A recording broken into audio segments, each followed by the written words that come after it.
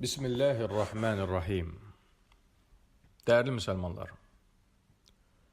İslam dini hər bir halda, hər bir vəziyyətdə, istər ailədə, istərsə də ümumən cəmiyyətdə müsəlmanların bir-birlərinə nəsihət etmələrini, bir-birlərinin islah olunmalarına çalışmağı əmr edir.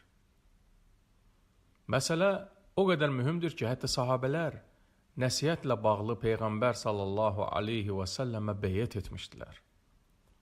Cabir ibn Abdullah radiyallahu anhudan rəvayət olunur ki, mən namaz qılmaq, zəkat vermək və hər bir müsəlmana nəsihət etmək xüsusunda Peyğəmbər sallallahu aleyhi və səlləmə beyyət etmişəm.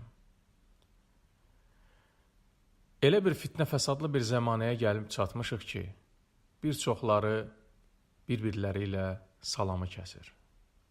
Qardaşında bir səhv görən kimi onunla əlaqələri kəsir, hətta başqalarına da öyrədir ki, filan kəslə salamlaşmayın, onunla əlaqələri həmişəlik kəsin. Halbuki dinimiz bizlərə səhv edənə nəsihət etməyi, onu başa salmağı buyurur. Peyğəmbər sallallahu aleyhi və səlləm buyurur ki, "Əd-dinun nasihə", din nəsihətdir. Yəni, biri səhv edirsə, günah iş görürsə, onu dərhal kəsib atmaq olmaz. Müxtəlif üsullarla ona nəsihət etmək, başa salmaq lazımdır ki, həmin səhvindən çəkinsin. Bu xüsusda sizlərə Ğafir surəsinin ilk ayələri ilə bağlı bir əhvalatı danışmaq istəyirəm. İbn Kəthir rahiməhullah Təfsirul Qur'anil Azim, əzəmətli Quranın təfsiri əsərində bu qissəni Ğafir surəsinin əvvəlində gətirir.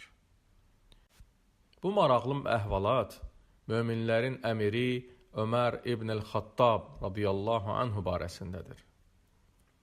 İbn Əbu Hatim rahiməhullah nəql edir ki, Şam əhlindən olan güclü, qüvvətli bir kişi var idi və o, vaxtaşırı Ömərin yanına gəlib onu ziyarət edirdi. Ömər xəlifə olanda Şamdan Mədinəyə gəlib xəlifəni ziyarət edirdi. Bir müddət keçir və həmin adam Ömərin yanına gəlmir. Ömər onun barəsində maraqlanır. Soruşur ki, filan kəsi çoxdandır görmürəm, nə baş verib? Ona xəbər verirlər ki, həmin adam içkiyə qurşanıb, içki aludəçisinə çevrilib. Baxın, bunu eşidəndə görün Ömər bin Xattab neynir? Demir ki, Allah onun cəzasını versin. Demir ki, əccəb oldu, yolun azdı, kafirdir, fasiqdir. Demir ki, ondan salamı kəsin, qoyun ağıllansın. Həmin adamın böyük günaha aludə olmasına rəğmən ondan salamı kəsmir. Neynir? Ona məktub yazıb göndərir.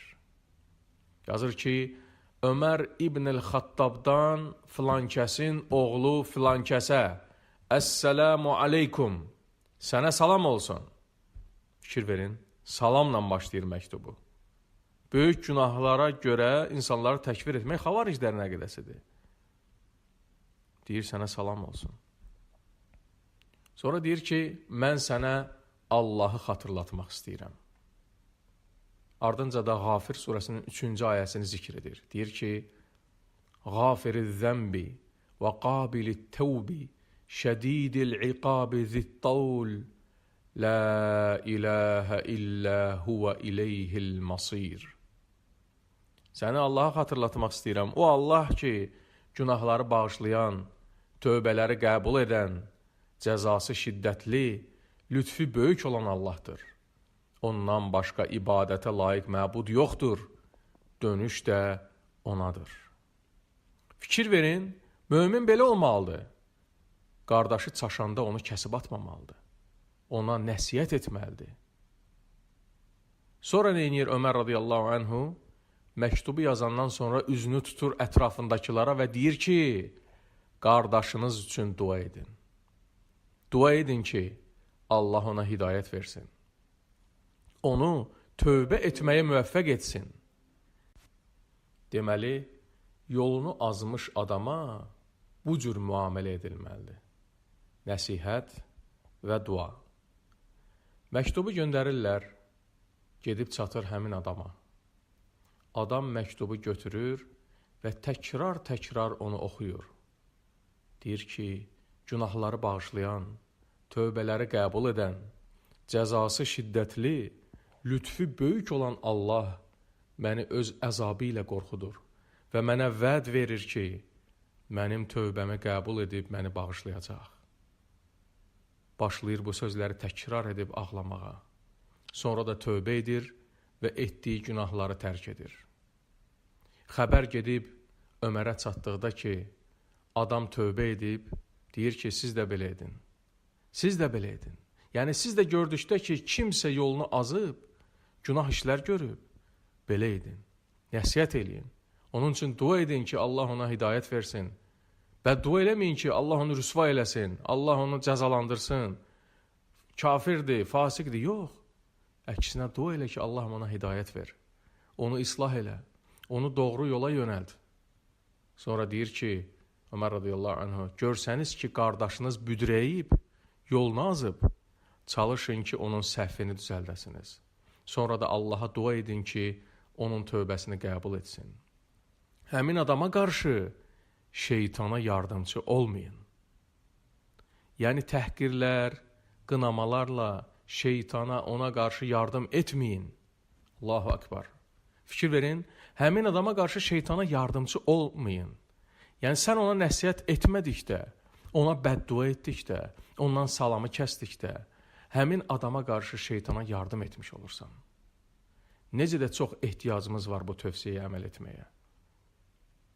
Bugün müsəlmanlar Ömər radiyallahu anhunun metodu ilə bir-birləri ilə davransalar, uca Allah vallahi ki halımızı islah edər və bizi izzətləndirər. Çünki bu sünnədir. Peyğəmbər sallallahu aleyhi və səlləm buyurur ki, Aleykum bi sünnəti və sünnətil xulafəir raşidinəl məhdiyinə min bə'di təməssəku bihə. Mənim və məndən sonra gələcək raşidi xəlifələrimin yolunu tutub gedin. Bu yoldan yapışın. Ömər radiyallahu anhum bu tövsiyəsinə tabi olduqda, biz Peyğəmbər sallallahu aleyhi və səlləmə və onun sünnəsinə tabi olmuş oluruq. Bunu öyrənib, əməl etmək lazımdır bizlərə. Kim istəyir, açıb oxuya bilər. İbn Kəsirin təfsiri, Qafir surəsinin təfsirinin əvvəli. İslam alimləri bu qissənin yayılmasının zəruri olduğunu ifadə edirlər. Belə etməliyik ki, müsəlmanlar bir-birlərinə qarşı mehriban olsunlar. Bir-birlərinə kin və nifrət bəsləməsinlər. Çünki səhvsiz, günahsız insan yoxdur.